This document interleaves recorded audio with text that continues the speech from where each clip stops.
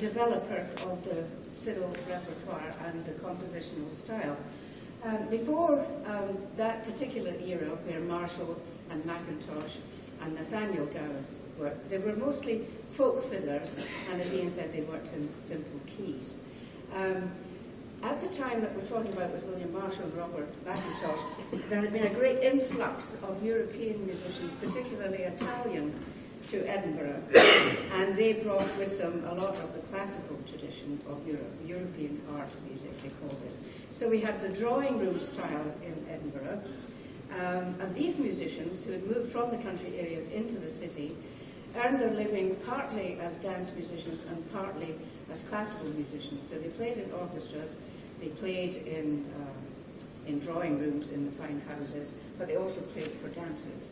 And so this is the first indication that there was going to be any accompaniment to the tunes. Up until that point, it had been simply solo fiddles. A band would be, well, a cheap band would be one fiddler, a middle-of-the-road band would be two fiddlers, and a full band would be 2 or 3 fiddlers and a cello, eventually. So the cello appears at that stage, but before Marshall and McIntosh, what they would be playing would be very rudimentary, and the tunes themselves only contained maybe, if you thought about the harmony at all at that stage, it would just be a couple of chords they played. So the cello would be chopping away just on open strings and doing nothing very exciting. And later on, with the influence of the Baroque music and the Italianate style, then the cello and the harpsichord were introduced, and then the harmony started to build up and be more and more complicated.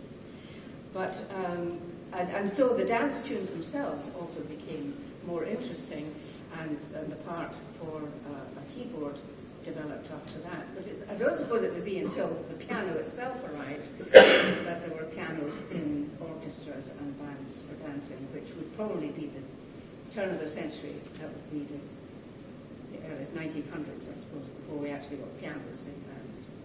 So I thought, Ian, if you don't mind playing for me, I'll just play a couple of things as I think the cello might have been doing it.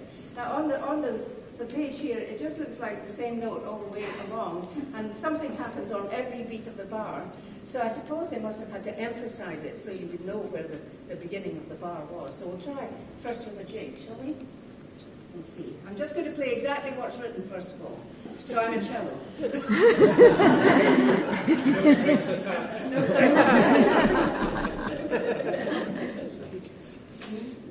Yes, I think so. Okay. So many notes I need my glasses.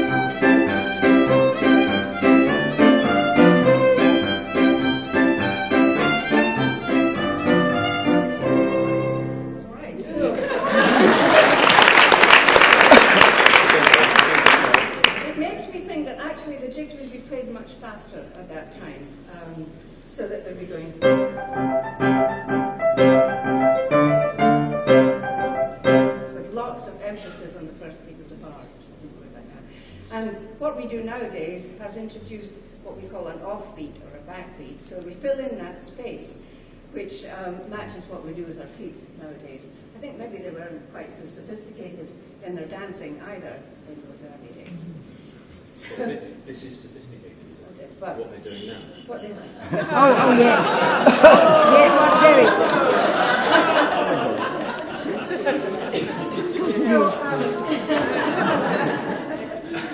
I'm sure that George and I would find it extremely boring going out to play for dances if that's all you had to do with your left hand and that's all I had to do, just walk away like that. But in those days it was fine. Let's do it real and show them how unexciting that was.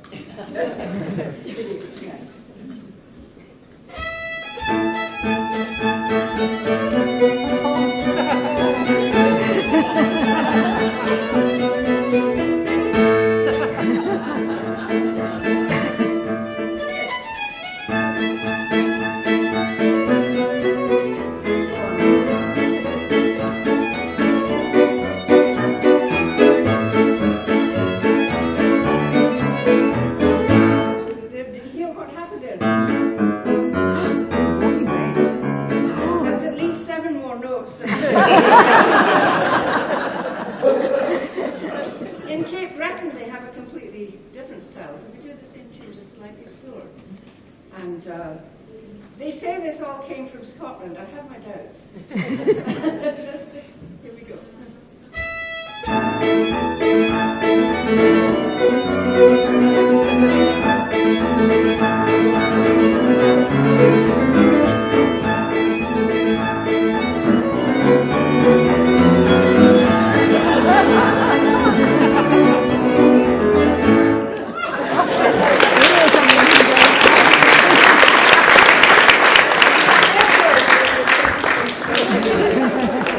Doing all these different things. So that rhythm suits what they're doing, would be what a Scottish Celtic dance band suits what you're doing with your feet. And so we have no idea what they were doing with their feet in the early days to the chomp, chomp, chomp. By the time Scott Skinner came, there had been huge dearth of Scottish music up until that point, for about a whole generation. At the end of this European era, with the sophisticated music, suddenly it all died out. That came to a natural end, and then dancing was frowned upon by the church. And then Scott Skinner was born into an age where really everyone had forgotten what virtuoso fiddlers were, but he became one in his own right. And by then the piano had arrived, so there are recordings of Scott Skinner. There's nothing, unfortunately, of these others that we can compare it to. Oh, yes, excellent. Yeah. So we'll hear a little bit of that. Virtuoso or not, the only recording I've heard, I think, was near the end of his life when maybe his virtuosity had slid a bit. Probably the same thing. Scott, sorry to take Muriel's air for a moment, but Scott Skinner still has credit for the most arrogant thing I've ever seen written on a book. There's a collection of music he produced called The Scottish Violinist, which has some of his showpieces in it and lots of other bits and pieces. But written across the top of this volume, it says, "Talent does what it may, genius does what it